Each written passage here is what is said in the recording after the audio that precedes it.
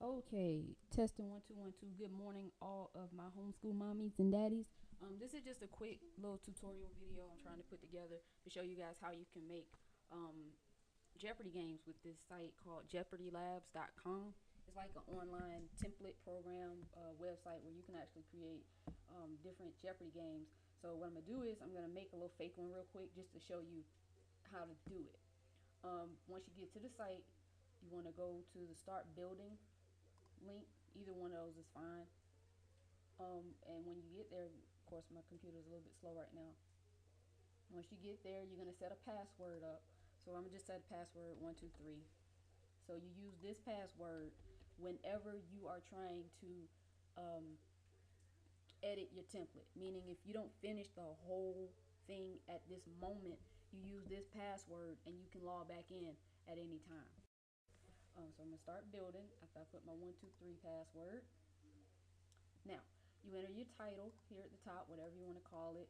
What I'm going to call this one today is just sample. Nothing major. And then you enter your categories. Again, just something simple. So I'll put 1.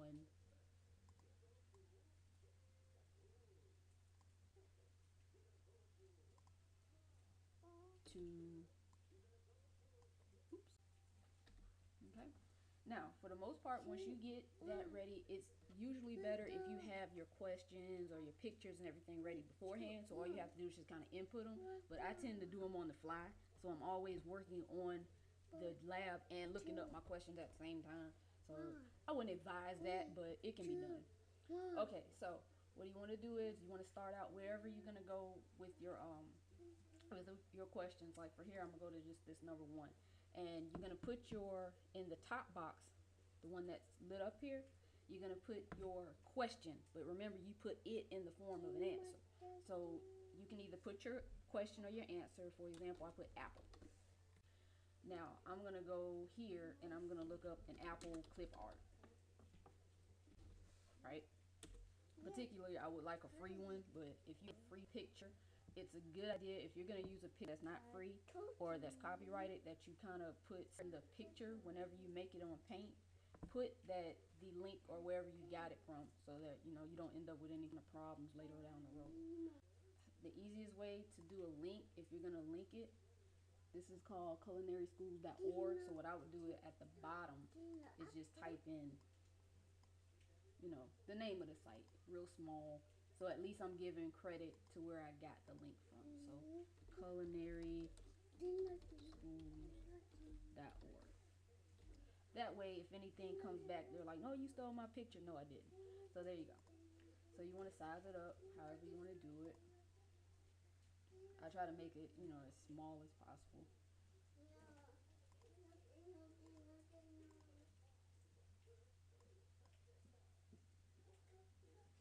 There we go. There we go. So now I'll just save that. You want to save it, in a good area where you remember it. I usually will make a new folder depending on whatever Jeopardy I'm working on, so that if I don't want the pictures later on, I can just delete them off of my hard drive. So that's my first picture. I'm only going to do one picture because I just wanted to give you a rough idea of how you want to do these pictures. So the next step is going to be, you're going to go to your photo bucket account and you're going to add this picture to your photo bucket account, because the way they have this Jeopardy Labs thing set up, you can't just link a picture. You actually have to have a HTML code for it, and you can get those codes from PhotoBucket, and I think Flickr does it too if you have a Flickr account. I'm not familiar with any other online photo sharing programs that make these links, so just keep that in mind also. So we're going to go to my samples, if I can ever get to it. Again, my computer is slow because I'm recording right now, so everything is moving like really slow. I like to save all of my pictures as JPEGs. I don't know why, it's just something I do. I'm not sure if you use it as a PNG or a GIF file, if they work. So I just always save my pictures as JPEGs.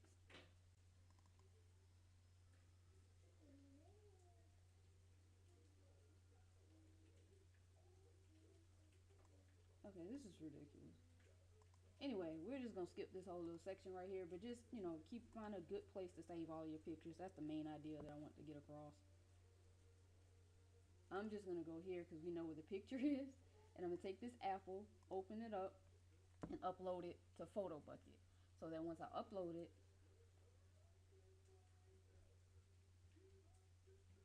all I have to do now is link to my template. Okay.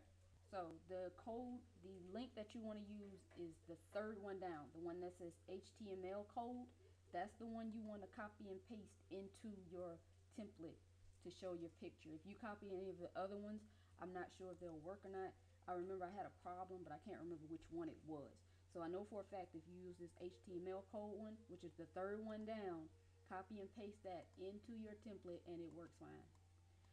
You can type in here, like if you type a word, like I'll leave apple in here just so you can see it, and then I'll also space, and then I'll copy and paste, well, just paste my picture code into that box. And then in the question, which is actually my answer, all I'm gonna do is type in apple and then save it.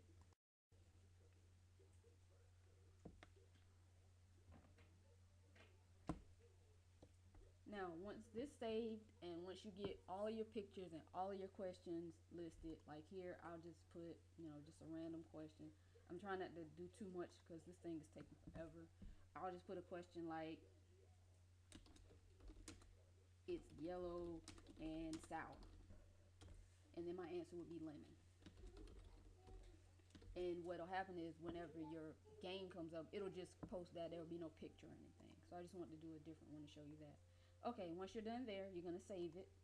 Once you're done, and you can save this at any point. Like if you only get one question done, you can save it, and then once you need to, you just come back to it and finish it later. Now, what I always do, so I do not lose these, because if you lose them, they're gone. I always take this whole thing and I copy this whole thing. I do just like this, and I copy and paste it, and I put it in an email, and I email it to myself. That way I have my link to get to the game to play it, and I also have the link to get to it to edit it so that I can find it. Because a lot of times if you go in here and try to find your own games, it's real hard to do. So I always take these and I copy and paste this entire little section, and I email it to myself so I can get to my games quicker. That's just something I do. Again, you can do it. You can, figure out another way that works for you, but that's what works for me. That's how I bookmark my games and my edit templates. Now, I'm going to click the edit template and open in a new tab so you can see what happens when you get ready to try to go and re-edit it.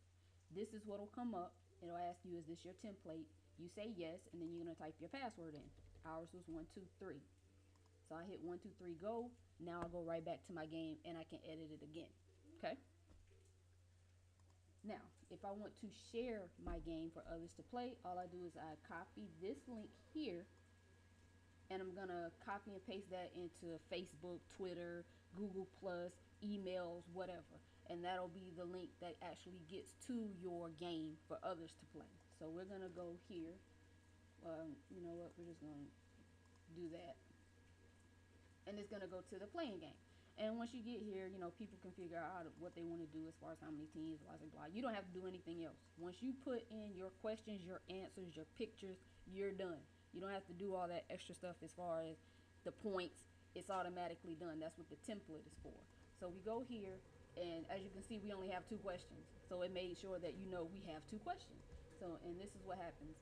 You see how when I typed in the word apple, it stayed here, and there's my picture from my code. Oops. What happened to it? Okay, there we go. There's my picture from my code. This is what it'll look like, and you're done. That's pretty much the a rundown real quick on how you make a Jeopardy game using the JeopardyLabs.com templates. I love this site. I've been using it now for like over a year, and it just makes life so easy, and the children love it. It's just something extra to do, and that's pretty much it. If you have any questions, or if I wasn't clear on something, or I didn't make any sense, you can email me. You can inbox me on Facebook, Pa Hawkins. You can email me at Hawkins Academy at yahoo.com. and I'll try to get back to you as soon as I can. Again, I hope this made sense to everybody, and have fun making your Jeopardy games. Bye.